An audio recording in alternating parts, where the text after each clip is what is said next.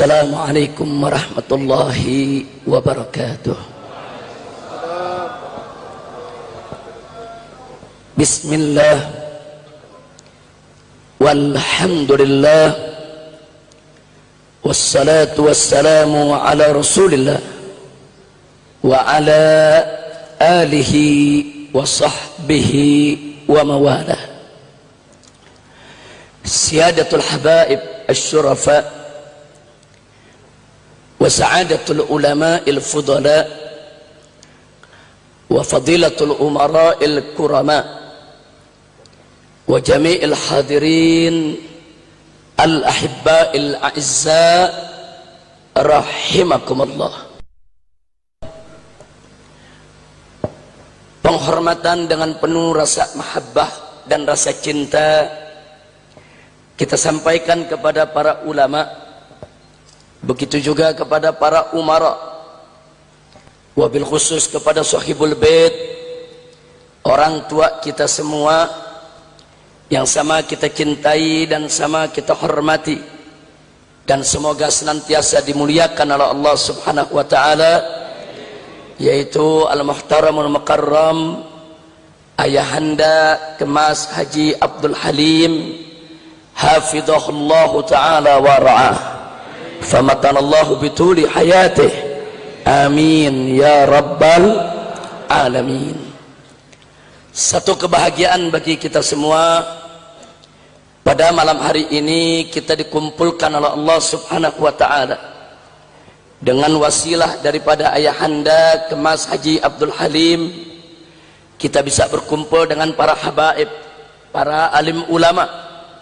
Di sini hadir orang tua kita Sayyidil Walid Al-Habib Umar Abdul Aziz bin Syahab, dan juga hadir orang tua kita semua, itu Profesor Dr. Said Agil Munawwar, dan tidak terkecuali imam salat tarawih kita pada malam hari ini Syekh Ali Jabir, dan juga para alim ulama yang lainnya. Tidak saya sebutkan satu persatu nama-nama beliau, tapi tidak mengurangi penghormatan kita kepada para ulama.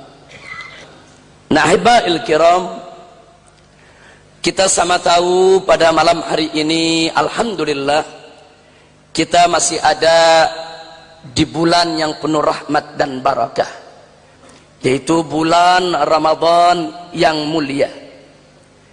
Bulan Ramadan ini merupakan bulan samudra hikmah. Ini bulan yang merupakan lautan daripada keberkahan yang dilimpahkan oleh Allah Subhanahu wa taala kepada hamba-hambanya yang beriman.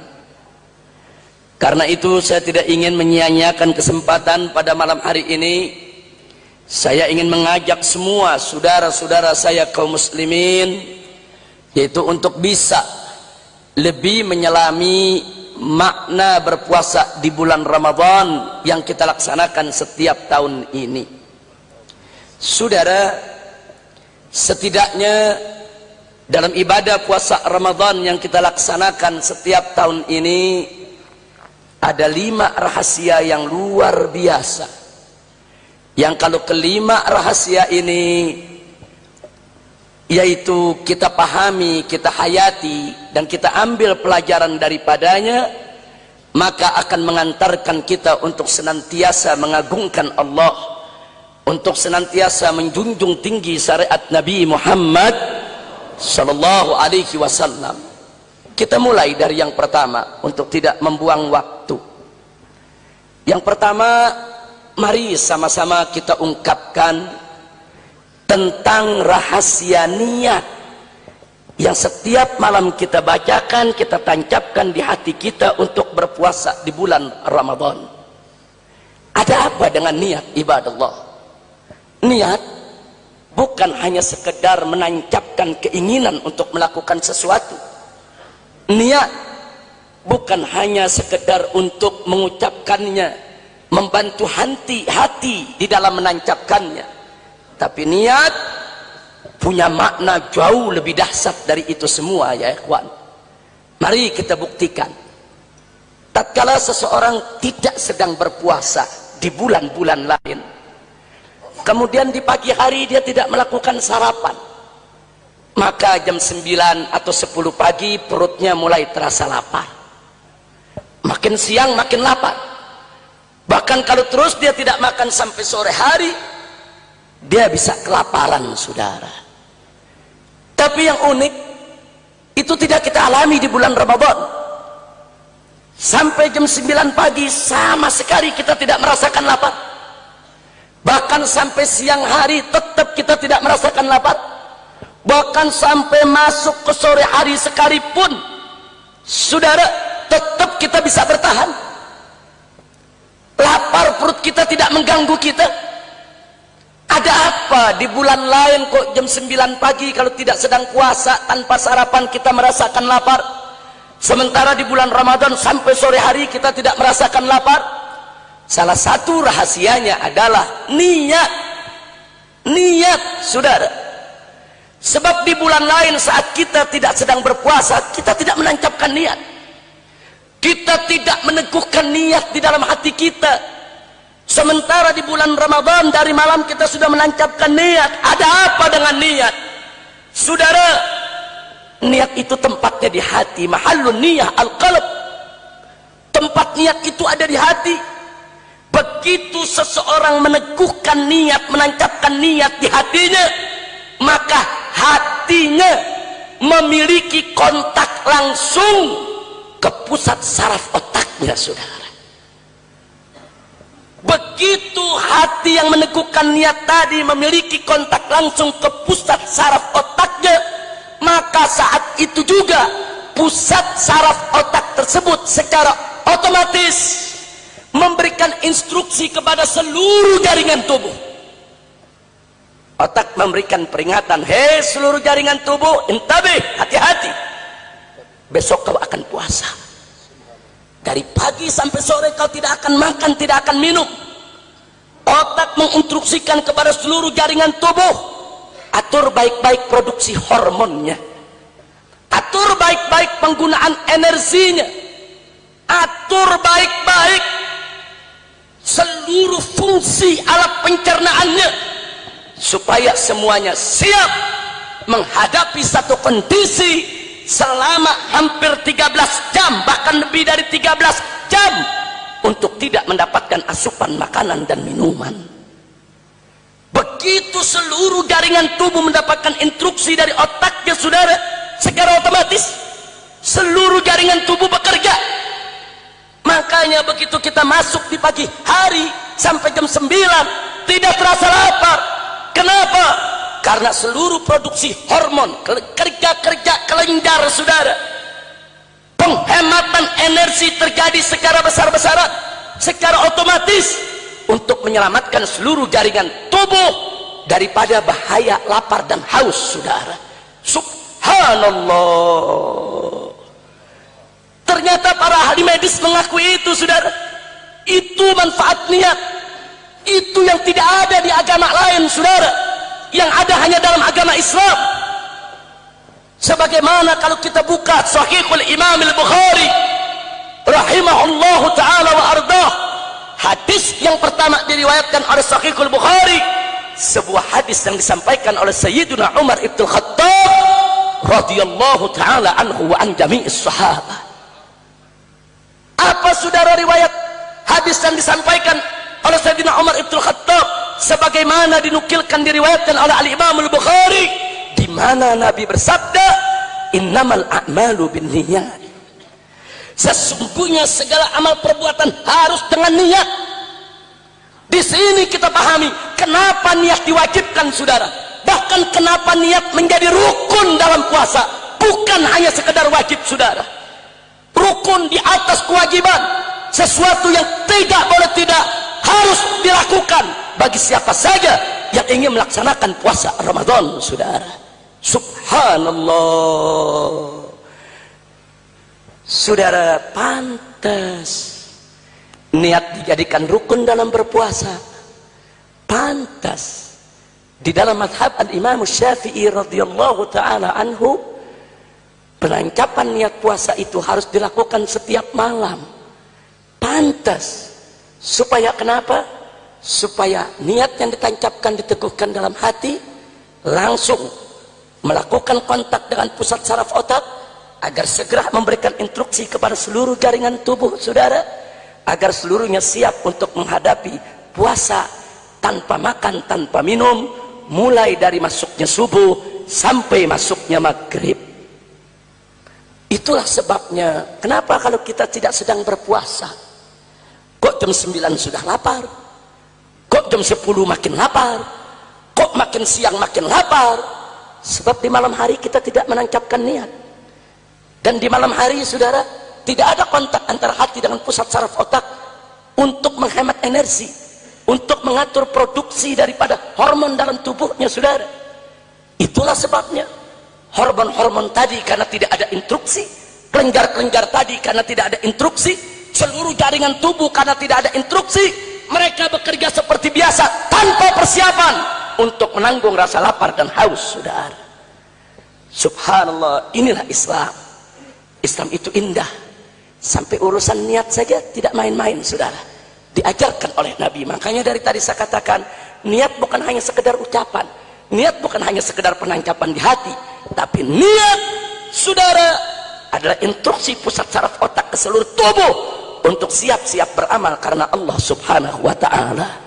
Alhamdulillah. Saya mau tanya semua yang hadir sini, kalau gitu niat itu indah tidak? Bagus tidak? Apa ada di ajaran agama lain soal niat? Nggak ketemu saudara. Inilah Islam. Alhamdulillah. Yang kedua rahasianya saudara, yang kedua rahasia sahur saudara. Nabi bersabda dalam satu hadisnya, Sayyiduna Muhammad sallallahu alaihi wasallam, beliau menyatakan tasahharu fa inna fis sahuri barakah. Kata Nabi alaihi salatu wassalam, sahurlah kamu sekalian karena di dalam sahur itu ada keberkahan. Jangan gak sahur kalau puasa, salah besar. Kalau ada anak muda bangga puasa sebulan tanpa sahur, oh bangga saudara, dia rasa dirinya hebat, pinter. Bukan, goblok. Loh kenapa saya katakan begitu saudara? Karena Nabi yang mengatakan sahurlah kamu, di dalam sahur ada keberkahan. Berarti orang yang dengan sengaja tidak melaksanakan sahur, dia tidak mengejar keberkahan. Sepertinya dirinya tidak butuh keberkahan saudara. Inna fis sahuri barakah. Di dalam sahur itu ada keberkahan, bahkan semakin berkah manakala sahur itu lebih diakhirkan saudara. Nabi yang menganjurkan. Ada apa Nabi menganjurkan alaihi salatu wassalam supaya sahur itu diakhirkan? Saudara, ini menjadi satu isyarat pelajaran buat kita bahwa berpuasa di bulan Ramadan bukan untuk berlapar-laparan, bukan untuk berlemah-lemahan, bukan untuk berlesu-lesuan yang mengantarkan kepada bermalas-malasan yang akibatnya menghilangkan produktivitas. Tidak saudara. Kenapa kita dianjurkan oleh Nabi sahur lebih akhir, lebih bagus? Supaya manakala kita berpuasa di siang hari, produktivitas kita tidak hilang saudara. Supaya kita tetap energik, supaya kita tetap bisa berkarya, supaya kita tetap bisa melakukan aktivitas, melakukan kegiatan. Bukan lesu-lesuan, bukan lemah-lemahan, bukan lemes-lemesan, bukan bermalas-malasan, bukan. Masya Allah, bagaimana umat Islam bisa menunjukkan dahsyatnya puasa tanpa sahur? Begitu dia tidak laksanakan sahur saudara, maka akibatnya di siang hari dia akan lesu, di siang hari dia akan lemes, di siang hari akhirnya dia bermalas-malasan. Pergi kerja ke kantor udah lemes saudara, sholat zuhur izin sholat, habis sholat tidur. Dia korupsi jam kantornya saudara, alasannya puasa. Saudara, itulah sebabnya ada beberapa negara non-Islam yang secara terang-terangan melarang umat Islam di negerinya untuk berpuasa, khususnya yang menjadi pegawai pemerintah mereka saudara. Kenapa itu terjadi saudara? Sebelum kita mengkritisi umat agama lain yang melarang puasa, saudara, kita mesti introspeksi diri. Ada apa dengan kita? Karena mereka menilai puasanya umat Islam itu menghambat produktivitas. Gara-gara puasa dia jadi lemes, gara-gara lemes dia jadi malas, gara-gara malas dia jadi tidak produktif, gara-gara tidak produktif akhirnya perusahaan dirugikan, saudara. Tuduhan ini tidak akan terjadi kalau umat Islam berpuasa sebagaimana ajaran Nabi. Kalau mereka tidak berlemes-lemesan, mereka tidak bermalas-malasan, tetap produktif. Lalu bagaimana caranya supaya mereka tetap produktif, supaya mereka tidak lemes, tidak malas? Caranya jangan tinggalkan sahur, saudara. Subhanallah. Jadi jangan main-main dengan sahur, saudara. Jadi kita disuruh berpuasa bukan untuk berlapar-laparan, berlemes-lemesan, bermalas-malasan, tidak produktif, bukan. Tunjukkan kepada dunia, walaupun kita berpuasa, kita tetap energik, kita tetap bisa berkarya, kita tetap bisa bekerja, kita tetap produktif. Bahkan tunjukkan kalau perlu di bulan puasa produktivitas kita lebih tinggi dibandingkan bulan lain, saudara. Itu bisa terjadi kalau kita laksanakan sahur sebagaimana diajarkan Nabi. Pantas Nabi mengatakan, tasahharu fa inna fis sahuri barakah. Nah, maka itu saya mau tanya sekali lagi kepada semua yang hadir, kalau gitu sahur indah tidak? Sahur indah tidak? Nah, kalau begitu saya mau tanya, jadi kalau ada anak muda yang bangga, saudara, puasa Ramadan tanpa sahur, jujur itu salah kaprah tidak? Salah kaprah, saudara. Jangan. Bahkan itu bisa berbahaya bagi kesehatan dia, saudara. Saudara, kalau orang tidak sahur, apalagi jam 10 malam sudah tidur, begitu bangun sudah subuh, saudara, itu sama juga dia berpuasa over waktu, saudara. Mestinya berpuasa hanya 13 jam atau 13,5 jam, gara-gara dia tidak sahur, nambah dari jam 10 malam sampai masuk subuh dia berpuasa, saudara. 6 jam lebih dia tambah, itu lambungnya bisa rusak, itu alat pencernaannya bisa terganggu, saudara. Pantas Nabi mengatakan, inna fis sahuri barakah. Jangan main-main dengan sahur, saudara. Alhamdulillah. Yang ketiga saat ini adalah rahasia iftar. Apa itu iftar? Buka puasa. Dalam satu hadis yang lain Nabi mengatakan alaihi salatu wassalam, la yazalun nas bi khairin ma ajjalul iftar. Yaitu umatku ini akan selalu berada dalam kebaikan selama mereka menyegerakan berbuka. Nabi yang ngajarin berbuka jangan ditunda-tunda, saudara. Begitu masuk waktu maghrib segera berbuka. Buka. Nabi mengatakan selama umatku menyegerakan berbuka, kebaikan akan selalu menyertai mereka, saudara. Subhanallah. Kenapa harus disegerakan, saudara? Karena kalau berbuka puasa tidak disegerakan, berarti kita memperpanjang waktu lambung tidak mendapatkan asupan makanan dan minuman, saudara. Berarti kalau kita menunda berbuka puasa kita, berarti kita memperpanjang, saudara, jaringan-jaringan tubuh kita untuk menahan lapar dan haus yang sudah melebihi daripada kemampuannya, saudara. Subhanallah. Jadi dibatasi cukup. Kalau udah maghrib buka. Nah sekarang kita tanya, bagaimana cara buka Nabi, saudara? Alaihi salatu wassalam. Pertama, Nabi menyegerakan berbuka. Kenapa disegerakan?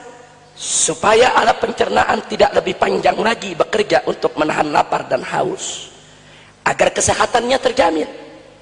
Yang kedua, di dalam berbuka Nabi tidak lupa membaca basmalah dan doa. Kenapa basmalah tidak boleh dilupakan, saudara? Nabi mengatakan dalam hadis yang lain, kullu amrin tibarin la yubda'u fihi bi bismillahirrahmanirrahim fahuwa aqta. Segala urusan yang punya arti, punya makna, kalau tidak dimulai dengan bismillahirrahmanirrahim, maka dia terputus daripada keberkahan. Jangan sekali-kali berbuka puasa tanpa basmalah. Begitu juga tanpa doa. Nabi ajarkan doanya, Allahumma laka sumtu wa bika amantu wa ala rizqika aftartu, dan seterusnya. Saudara, baca yang diajarkan Nabi. Kenapa saudara? Karena ad-du'a silahul mu'min. Doa itu adalah senjatanya orang yang beriman. Ad-du'a mukhul ibadah. Doa itu adalah otak sumsum intisari ibadah. La yurdul qada illa doa. Tidak ada yang menolak qada kecuali doa. Saudara, doa. Jangan main-main dengan doa, saudara. Itu cara buka Nabi. Yang tidak kalah menariknya yang ketiga, Nabi buka dengan buah kurma, 1 butir atau 3 butir. Kemudian beliau dorong dengan air putih. Saudara, ada apa dengan kurma? Ada apa dengan air putih, saudara? Dan lebih menariknya lagi, setelah Nabi buka, puasanya dibatalkan dengan kurma dan air putih, Nabi tidak langsung makan makanan yang berat, saudara. Beliau sholat maghrib terlebih dahulu dengan zikirnya. Setelah sholat maghrib dengan zikirnya, baru beliau mulai makan makanan yang berat, saudara. Baru beliau makan roti, baru makan daging, baru makan yang lainnya. Kenapa? Ada apa, saudara? Ternyata setelah diselidiki oleh para ahli medis dunia, yang muslim maupun non muslim, saudara, manakala seseorang berpuasa dari pagi sampai sore, lambung tidak mendapatkan asupan makanan dan minuman, lambung mengalami pengerutan, saudara. Bukan itu saja, jalan-jalan darah mulai menyempit, saudara. Bukan itu saja, organ-organ pencernaan, saudara, itu saudara semuanya mengalami gangguan. Sehingga kalau kita ingin meminta organ pencernaan tadi untuk mencerna makanan yang berat, tidak boleh dikagetkan, saudara. Mesti dirangsang dulu. Kalau mobil lama nggak dipanasin, kita mau ajak jalan, nggak bisa begitu starter langsung bawa jalan, saudara. Starter dulu, angetin dulu mesinnya, angetin beberapa menit, 5 menit, 7 menit, habis itu baru bawa jalan berat, saudara. Sama, lambung manusia tidak beda, saudara. 13 jam lebih dia tidak mendapatkan asupan makanan, asupan minuman, dia mengalami pengerutan, saudara. Terjadi penyempitan di mana-mana. Tidak boleh dikejutkan, mesti dirangsang dulu, saudara. Dirangsang. Hei lambung, sebentar lagi kau akan makan berat, kau akan makan nasi, kau akan makan daging, kau akan makan segala makanan berat. Dirangsang dulu. Ayo siap-siap untuk makan berat. Bagaimana untuk merangsang lambung, saudara? Ternyata para ahli medis sepakat, cara merangsang lambung yang lama tidak dapat asupan makanan dan minuman, yang paling utama, yang paling tepat, saudara, adalah dahulukan makan yang manis. Bukan sembarang manis, manis yang mengandung glukosa yang tinggi.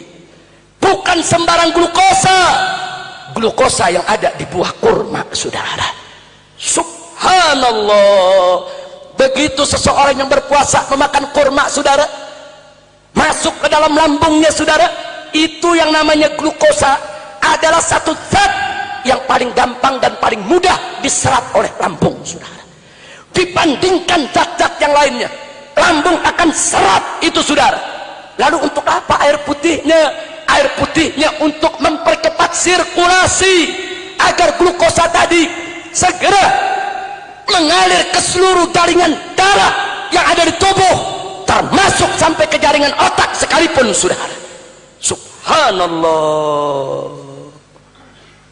Saudara, merangsang lambung supaya siap mencerna makanan yang berat itu perlu waktu antara 5 sampai 10 menit, saudara. Itulah sebabnya Setelah Nabi berikan kurma, Nabi berikan air putih, Nabi rangsang, Nabi sholat dulu, saudara. Saya mau tanya, kalau kita sholat maghrib dengan zikir yang singkat, ada 10 menit? Cukup waktu 10 menit, saudara. Jadi Nabi melaksanakan sholat maghrib, Nabi melaksanakan zikir setelah maghrib, saudara. Di dalamnya terdapat hikmah. Beliau memberikan waktu kepada lambungnya, saudara, untuk berinteraksi dengan asupan glukosa yang berada dalam korma, untuk mensirkulasikan glukosa dengan bantuan air putih, supaya seluruh organ pencernaan menjadi normal, siap untuk menerima makanan yang berat, saudara. Subhanallah. Dan satu lagi tambahan, kenapa harus sholat? Kenapa enggak diam saja tunggu 10 menit? Karena dalam sholat ada gerakan, saudara. Gerakan ruku, i'tidal, sujud, duduk, itu lebih mempercepat sirkulasi. Dan yang dahsyatnya adalah sujud, saudara. Begitu sujud, saudara, itu pompa darah jantung ke otak deras, saudara. Deras. Makanya hati-hati orang yang nggak pernah sujud kepada Allah, hati-hati kena stroke. Hati-hati, saudara. Kalau ada yang tanya apa obat stroke yang paling mujarab, sholat. Kalau dia sujud, saudara, sujud kepada Allah 5 waktu dalam 17 rakaatnya, 17 kali sujud, tidak ada posisi yang paling hebat untuk memompa darah disalurkan ke seluruh jaringan otak kecuali sujud. Subhanallah. Pantes Nabi habis makan korma, dorong air putih, sujud dulu kepada Allah. Sujud, selesai 10 menit sholat, baru Nabi makan makanan yang berat. Kenapa? Saat itu lambung sudah siap menerima makanan berat. Saat itu lambung sudah siap. Mau dikasih makanan yang bagaimana dia siap, saudara. Mau dikasih kolak, asinan, air es, saudara, siap. Tapi coba-coba begitu azan langsung air es 2 gelas. Iya. Jangan-jangan orang Palembang begitu azan langsung micuko, nggak pakai korma lagi, saudara. Wah, kacau itu lambung, saudara, kena micuko. Tapi kalau udah kena korma nggak apa-apa. Habis korma, sholat rapi, makan micuko. Saya juga senang micuko, saudara. Alhamdulillah. Saya tanya, kalau begitu cara berbuka Nabi indah tidak? Bagus tidak? Penuh hikmah tidak? Luar biasa tidak? Sallu ala nabi, udhkurus salatu ala nabi. Masya Allah. Jadi nggak main-main, saudara. Ada yang ngelapor, Habib, saya puasa di bulan Ramadan, habis bulan puasa kena sakit mah. Kata Nabi puasa sehat, tapi saya kena sakit mah, Habib. Kita tanya, ente puasanya sahur gak? Enggak. Terus buka puasanya pakai apa? Pakai asinan. Ya pantas aja, untung gak mati ente sekalian. Kira-kira jelas tidak? Jelas tidak? Jadi ternyata, saudara, berbuka puasanya Nabi itu penuh rahasia tidak? Takbir, sallu ala nabi. Makanya jangan ragu kalau menjadikan Nabi sebagai suri tauladan. Jadi ustadz, jadikan Nabi sebagai contoh. Jadi pejabat, jadikan Nabi sebagai contoh. Jadi tentara, jadikan Nabi sebagai contoh. Jadi polisi, jadikan Nabi sebagai contoh. Jadi pedagang, jadikan Nabi sebagai contoh. Kalau Nabi sebagai contoh dalam kehidupannya, saudara, dalam segala hal, jangan terpengaruh dengan pemikiran liberal, pemikiran pluralisme, sekularisme, saudara. Jangan terpengaruh dengan itu semua, saudara. Sampai-sampai para sahabat pernah mengatakan, qad allamana Rasulullah sallallahu alaihi wasallam kulla syai'in hatta al-hara'a. Masya Allah. Dulu Nabi mengajarkan kepada kami para sahabat tentang segala sesuatu, sampai urusan jamban kami diajarkan. Apa maksud urusan jamban? Masuk ke WC Nabi ajarin. Mau masuk ke dalam WC di luar baca doa apa? cara masuk ke WC, kaki apa dulu yang mesti didahulukan? Begitu di dalam WC, apa yang boleh dikerjakan, apa yang nggak boleh dikerjakan? Bahkan bagaimana cara buang air besar, bagaimana cara buang air kecil, dicontohkan Nabi. Bukan itu saja, sampai istinjaknya, cepoknya diajarkan Nabi, saudara. Subhanallah. Setelah itu semua selesai, bagaimana cara keluar dari WC, Nabi ajarin. Kaki mana dulu didahulukan, saudara. Setelah sampai di luar WC, doa apa yang harus dibaca? Sahabat mengatakan, kami diajarkan tentang segala sesuatu, sampai urusan jamban kami diajarkan. Saudara, kalau urusan jamban saja diajarkan oleh Nabi, bagaimana urusan berumah tangga, bagaimana urusan bermasyarakat, bagaimana urusan berekonomi, bagaimana urusan berbangsa dan bernegara? Omong kosong. Kalau ada orang mengatakan sholat contoh Nabi, puasa contoh Nabi, zakat contoh Nabi, haji contoh Nabi, ekonomi nggak usah ikut Nabi, berbisnis nggak usah ikut Nabi, atur negara nggak usah ikut Nabi, omong kosong. Itu seperti itu namanya pemikiran sekuler. Alhamdulillah negara kita bukan negara sekuler. Alhamdulillah. Bersyukurnya jangan ragu-ragu. Alhamdulillah. Cuman kadang-kadang saya bingung. Kalau ditanya orang, Habib, Indonesia negara apa? Negara Islam bukan, negara sekuler bukan, negara kafir bukan, ya negara bukan. Ya, tapi mudah-mudahan ke depan nilai-nilai Islam makin ditegakkan di negeri kita. Mudah-mudahan siar-siar Islam makin tumbuh di negeri kita. Seperti yang tadi diceritakan oleh Pak Alex Nurdin, bagaimana beliau ingin tunjukkan siar Islam di Palembang ini. Alhamdulillah. Mudah-mudahan insyaallah Palembang ini bisa menjadi lokomotif daripada kejayaan Islam yang ada di negara Republik Indonesia. Amin ya rabbal alamin. Baik, udah berapa barusan rahasianya? Sekarang yang keempat. Dalam satu hadis lagi, Nabi kita Sayyiduna Muhammad sallallahu alaihi wa alihi wa sahbihi wa sallama tasliman katsira, di mana Nabi menyatakan, atau kama qala Nabi sallallahu alaihi wasallam, sumu tasihhu. Luar biasa, saudara. Kata Nabi, sumu tasihhu, puasalah kalian semua kayak umat Islam, niscaya kamu akan sehat. Ini sabda Nabi, saudara. Wa ma yantiqu 'anil hawa in huwa illa wahyu yuha. Nabi tidak mengucapkan apa-apa yang diucapkan dari hawa nafsunya, tapi apa-apa yang beliau ucapkan adalah merupakan wahyu yang diwahyukan oleh Allah kepadanya. Alhamdulillah. Sumu, kata Nabi, tasihu, puasalah kamu niscaya kamu sehat. Ternyata, saudara, belakangan ini para ahli medis berlomba untuk mengungkap apa manfaat puasa bagi manusia. Subhanallah, yang muslimnya, yang non muslimnya rame-rame meneliti soal puasa, saudara. Akhirnya, saudara, dalam beberapa konferensi internasional, dalam sejumlah seminar-seminar, muktamar internasional, sudah ada disimpulkan, ternyata puasa itu satu, saudara, itu bisa menjaga keseimbangan kolesterol. Dua, ternyata puasa itu bisa mengontrol kadar gula darah. Tiga, saudara, ternyata puasa itu, saudara, bisa menjaga stamina kesehatan ginjal, saudara. Ginjal itu bekerja selama 11 bulan tanpa henti, saudara. Begitu masuk bulan Ramadan, 1 bulan disuruh istirahat dari pagi sampai sore, saudara. Subhanallah. Jadi kalau orang-orang yang berpuasa dengan penuh keimanan, keikhlasan kepada Allah, setiap tahun minimal 1 bulan di bulan Ramadan dia berpuasa.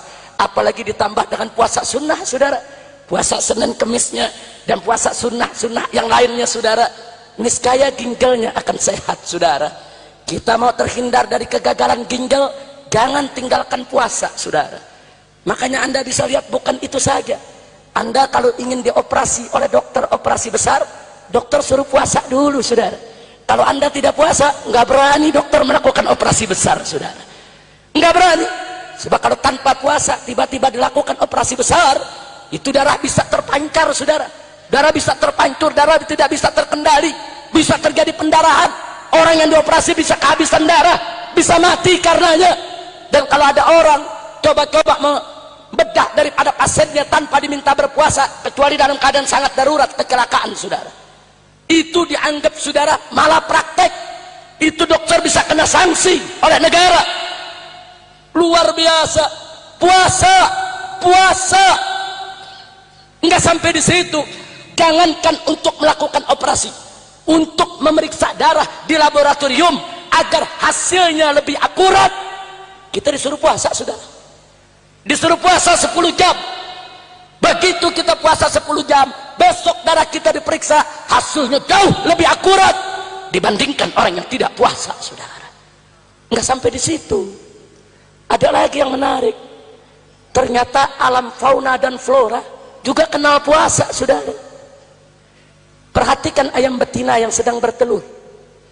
Perhatikan kalau ayam betina sedang mengerami telurnya, saudara. Kalau dia sedang mengerami telurnya, ayam betina tidak makan, tidak minum. Anda berikan dedak, berikan beras, mereka tidak akan makan, saudara. Kenapa? Sebab nalurinya mendorong dia untuk berpuasa. Dengan dia berpuasa, suhu badannya akan meningkat, saudara. Kalau suhu badannya akan meningkat, maka panas suhu badan ayam betina tadi akan mampu untuk menetaskan telurnya, saudara. Subhanallah. Ternyata ayam mau cetak generasi penerus puasa. Tahu puasa manfaat? Ada manusia Allah kasih akal, ngaku Islam nggak puasa. Panasnya makin tinggi, dia punya suhunya, maka kulit lama akan terkelupas, saudara. Begitu kulit lama terkelupas, datanglah kulit baru yang lebih sensitif untuk mempertahankan kehidupannya. Subhanallah. Ular. Subhanallah. Itu mereka berpuasa. Mereka enggak mengambil asupan makanan maupun minuman, saudara. Untuk apa? Dalam rangka untuk mendapatkan bunga yang bagus, bunga yang harum ketika musim berbunga tiba, saudara. Subhanallah. Flora dan fauna, saudara, puasa dapat manfaat dari puasa. Makanya jangan kaget kalau para ahli medis menyelidiki ada apa dengan puasa. Dan yang menariknya lagi, ternyata kali ini ditemukan oleh para ahli medis, saudara, puasa mampu untuk memperlambat pengeriputan kulit, saudara. Masya Allah. Orang yang rajin puasa, bukan hanya bulan Ramadan, ditambah lagi dengan puasa-puasa sunnah, mengeriputnya kulit lambat, saudara. Tapi yang malas puasa 40 tahun udah pada keriput. Tapi coba kalau yang rajin puasa, rajin ibadah, rajin berwudu, saudara, kulitnya tetap kenceng. Jadi kalau kulit mau kenceng, nggak usah ke salon, nggak usah operasi plastik, saudara. Puasa, sumu, tasihu. Subhanallah. Saya tanya sekali lagi, kalau gitu puasanya umat Islam indah tidak? Bagus tidak? Manfaat tidak? Bangga tidak jadi orang Islam? Bersyukur tidak jadi orang Islam? Alhamdulillahi Rabbil Alamin. Yang terakhir, yang keberapa? Kelima, saudara. Dengan puasa Allah mendidik kita semua untuk ikut merasakan langsung secara praktek, bukan lagi teori, bagaimana perihnya perut saat lapar dan bagaimana panas keringnya tenggorokan saat haus, saudara. Allah didik kita bukan sehari dua hari, tapi sebulan, setiap tahun. Bukan hanya setahun kemudian tahun depan, tidak, setiap tahun. Setiap tahun selama 1 bulan terus kita dididik. Ini rasakan laparnya perut ketika, yaitu perihnya perut ketika lapar, panasnya tenggorokan ketika haus. Terus kita dididik. Ada apa? saudara, tidak lain dan tidak bukan adalah untuk kita menginsafi dan menyadari betapa perihnya perut saudara-saudara kita yang kelaparan, betapa panas dan keringnya tenggorokan saudara-saudara kita yang kehausan. Saudara, kalau kita puasa enak, diawali dengan sahur, begitu berbuka kita yang dinantikan dengan apa? Aneka kenikmatan makanan, saudara. Enggak seberapa perihnya perut kita, enggak seberapa keringnya tenggorokan kita. Kenapa? Diawali dengan sahur. Kelaparan saudara-saudara kita yang melarat, saudara-saudara kita yang kehausan. Gimana nasib mereka kalau umat Islam tidak peduli? Ada seorang syekh di Timur Tengah, tatkala sedang mengisi acara di sebuah stasiun televisi, kemudian dilakukan tanya jawab, kemudian seorang wartawan merekam pertanyaan seorang muslim yang kering kerontang, kurus kering kerontang, kelaparan di Somalia, saudara. Kulit hanya tinggal membalut tulang, tulang-tulang mukanya semua kelihatan, saudara, mata sudah celok. Kemudian lewat rekaman itu dia bertanya, ini orang yang kering kerontang, kepada syekh yang ada di televisi, saudara. Apa pertanyaannya? Syekh, bagaimana puasa saya? Diterima tidak oleh Allah? Karena puasa saya tanpa sahur dan tanpa buka. Itu syekh yang mendengar nangis, saudara, terseduh-seduh di layar TV. Jadi saudara, puasa itu mengajarkan, saudara, rasakan dong perihnya perut saudara kita, jangan dibiarkan, saudara. Maka itu saya bersyukur di Palembang ini ada tokoh seperti Bapak Kemas Haji Abdul Halim, saudara, yang bukan hanya bulan Ramadan, di bulan-bulan lain punya perhatian luar biasa kepada ulama, kepada pesantren, kepada masjid, kepada musola, kepada fakir miskin. Dan ini harus menjadi karakter masyarakat Palembang, saudara. Bukan hanya Kemas Haji Abdul Halim, tapi seluruh muslim Palembang. Itu makna puasa, saudara. Makanya Nabi bersabda dalam satu hadis, saudara, al-mu'minu lil mu'mini kal bunyan yashuddu ba'duhu ba'da. Orang beriman yang satu dengan orang beriman yang lainnya bagaikan bangunan yang tiang-tiangnya saling menopang, saudara.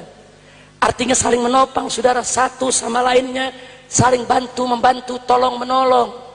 Enggak sampai di situ, dalam hadis lain Nabi mengatakan, mathalul mu'minin fi tawadduhihim wa tarahumihim wa ta'atufihim fihim kamathalil jasadil wahid idza ishtaka minhu udwun tada'a lahu sa'irul jasadi bis-sahri wal humma. Sadaqan Nabi sallallahu alaihi wasallam, qad adda al-amanah wa nasaha al-ummah wa ballagha ar-risalah. Saudara, apa kata Nabi? Mathalul mu'minin, perumpamaannya orang yang beriman, fi tawadihim wa tarahumihim wa ta'atufihim, di dalam kasih sayang sesama mereka, di dalam pergaulan persatuan sesama mereka, kamathalil jasadil wahid, bagaikan tubuh yang satu. Bagaimana tubuh yang satu itu, saudara? Satu sama lainnya saling peduli. Idza staka minhu udwun, kalau salah satu anggota tubuh menjerit kesakitan karena suatu penderitaan, tada'a lahu sa'irul jasad, seluruh tubuh ikut peduli. Bahkan bis-sahari wal humma, sampai seluruh tubuh ikut begadang, saudara, ikut meriang akibat bagian tubuh yang sakit tadi, saudara. Ini perumpamaan yang luar biasa. Saya mau tanya masyarakat Palembang, kalau ada bisul di tangan kita, apa orang Palembang bilang bisul? Sama. Baik, saudara, kalau ada bisul di tangan, bengkak, merah, ngebat, saudara, biasanya kepala ikut pusing tidak? Kalau udah pusing kadang-kadang badan ikut meriang tidak? Terus kalau kepala pusing, badan meriang, apa bisa mata tidur dengan nyenyak? Yang sakit tangan, saudara, yang sakit tangan kepala peduli, yang sakit tangan dari ujung kaki sampai ujung rambut kita peduli, ikut meriang semua. Yang sakit tangan, saudara, mata peduli, nggak bisa tidur, saking bersatunya tubuh kita. Begitu Nabi memberikan perumpamaan orang yang beriman. Artinya kalau kita mendapatkan saudara muslim kita kelaparan, saudara, itu bagian tubuh kita, laparnya mereka harus menjadi kepedulian kita, keprihatinan kita. Mereka yang kaya, mereka yang punya harta, mereka yang mampu, wajib turun selamatkan mereka dari jurang kemiskinannya, saudara. Begitu juga kalau kita lihat ada saudara kita yang bodoh, nggak punya ilmu, nggak tahu mana halal mana haram, nggak tahu bagaimana cara wudhu, bagaimana cara sholat, dia nggak punya ilmu, dia bodoh. Itu bagian tubuh kita, saudara. Penderitaan dia harus jadi penderitaan kita, sedihnya dia harus jadi sedihnya kita. Sehingga para ulama yang punya ilmu, para juru dakwah wajib turun, didik mereka, ajarkan mereka, selamatkan mereka dari jurang kebodohan. Itu yang namanya persaudaraan Islam, saudara. Kita kalau ngomong persaudaraan Islam gampang, mari kita bersaudara, mari kita bersatu. Ujung-ujungnya bersatu dalam korupsi. Kan kacau balau, saudara. Kalau kita bicara mari kita bersatu, mari kita bersaudara, ya, bersatu dalam iman, bersatu dalam Islam, bersatu dalam ihsan, selamatkan saudara kita yang miskin, saudara kita yang bodoh, agar penderitaan mereka bisa kita lengkapkan bersama, insya. Begitu juga yang terakhir, saudara. Kalau kita lihat ada saudara kita yang maksiat, saudara kita yang berjudi, saudara kita yang melacur, saudara kita yang berzina, saudara kita yang melakukan aneka ragam kemunkaran dan kemaksiatan, itu saudara kita, saudara. Itu saudara kita. Jangan biarkan mereka berbuat munkar, sebab kemunkaran yang mereka lakukan itu sedang menuntun mereka ke murka Allah, ke neraka jahanam, saudara. Itu saudara kita, bagian tubuh kita. Jangan biarkan dia masuk neraka, jangan biarkan dia dapat murka Allah. Nggak boleh kita diam, saudara. Makanya Nabi bersabda dalam satu hadis, apa kata beliau? Unsur akhaka zaliman aw madluman. Kata Nabi, tolong saudaramu, baik dia itu zalim maupun dizalimi. Kemudian sahabat bertanya, ya Rasulullah, nansuruhu in kana madluman. Tentu kita tolong dia. Ya. Apa kata Nabi? Tahjuzuhu an zulmi. Kau cegah dia dari kezalimannya. Fadzalika nasruh. Begitulah cara menolongnya. Subhanallah. Nah, jadi saudara, sengaja saya sampaikan ini, saudara. Jadi kalau Anda melihat saudara-saudara Anda sedang melakukan nahi munkar kepada orang-orang yang berbuat maksiat kemunkaran, bukan karena benci kepada orang-orang tadi, tapi justru karena cinta kepada mereka. Jangan sampai mereka mengantarkan kepada murka Allah. Nah, kalau ada yang bertanya, Habib, tapi kan itu tugas pemerintah, itu tugas polisi dalam hal ini. Betul, betul. Polisi wajib melakukan amar ma'ruf nahi munkar. Manakala polisi melakukan amar ma'ruf nahi munkar, wajib kita dukung polisi, wajib kita bantu mereka. Tapi jangan lupa, polisi sama seperti kita manusia juga. Ada yang baik, ada yang buruk, saudara. Manakala kita mendapatkan jenderal-jenderal yang baik, saudara, luar biasa.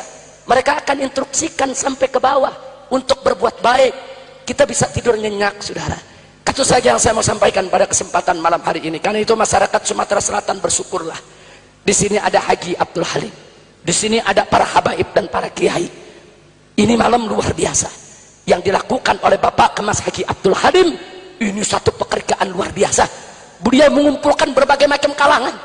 Dari pejabatnya, pedagangnya, ulamanya, kiainya, saudara. Aneka ragam pemikiran yang ada di antara kita disatukan oleh beliau di tempat ini, saudara. Ini luar biasa, luar biasa. Beruntung busra lakum ya ahla Palembang. Beruntung Anda semua, hei ahli Palembang. Nah, karena itu saya minta ke depan, kalau ada perselisihan-perselisihan, kesalahpahaman antara ulama dan umara di Palembang ini, yuk kita junjung tinggi musyawarah yang diajarkan Allah dan Rasulnya. Wa amruhum syura bainahum. Mudah-mudahan Palembang akan tetap jaya. Mudah-mudahan para ulama dan umara di Palembang senantiasa dalam bimbingan Allah agar bisa tegak di Palembang. Palembang bisa menjadi Madinatan Thayyibah, Madinatan Salihah, Madinatan Mubarakah. Mudah-mudahan Haji Abdul Halim panjang umur, dalam sehat walafiat, dalam taat dan ibadah, Begitu juga para ulama guru-guru kita di sini panjang umur, dalam sehat wal afiat, dalam taat dan ibadah. Ala hadhihi niyyah wa likulli niyatin salihah wa ila hadratin nabiyil mustafa sallallahu alaihi wasallam bisiril fatihah.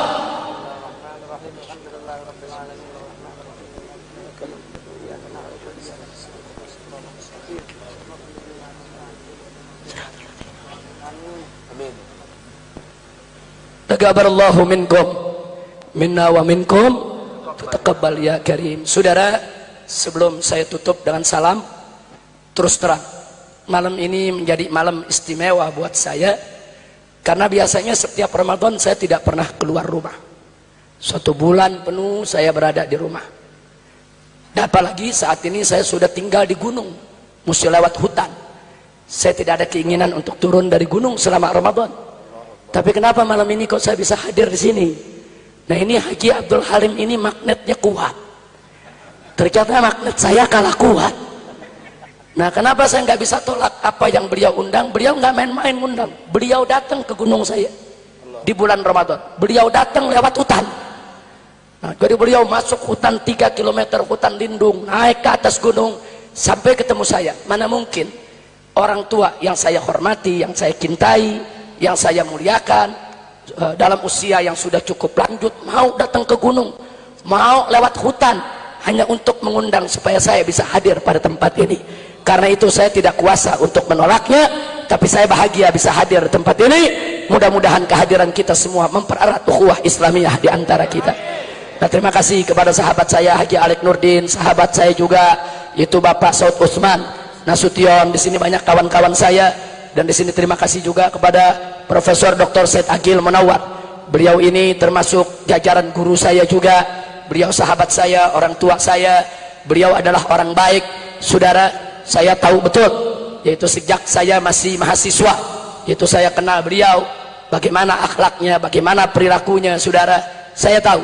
Dan saya tidak terpengaruh dengan pemberitaan apapun yang miring tentang beliau, karena saya kenal beliau pribadi, yaitu dari face to face, dari hati ke hati, wajah ke wajah. Alhamdulillah, saya tadi bisa sholat berjamaah di belakang beliau. Beliau ini salah satu imam qurra Indonesia, salah satu imam daripada ahli qiraat Indonesia adalah beliau ini, saudara. Nah, dengan beberapa jajarannya, ada Dr. Yusnar, kemudian ada lagi, kemudian masih banyak lagi, yaitu guru-guru besar ilmu qiraat di Indonesia. Dan alhamdulillah, beliau ini bukan termasuk yang qiraat langgam Jawa, saudara, tapi langgamnya betul-betul langgam fasihul Quran. Alhamdulillah. Mudah-mudahan kita doakan agar Profesor Dr. Said Agil Munawwar panjang umur, sehat wal afiat dalam taat dan ibadah. Amin ya rabbal alamin. Sekian yang bisa saya sampaikan. Terima kasih atas segala perhatian. Mohon maaf atas segala kekhilafan, kekurangan dan kesalahan.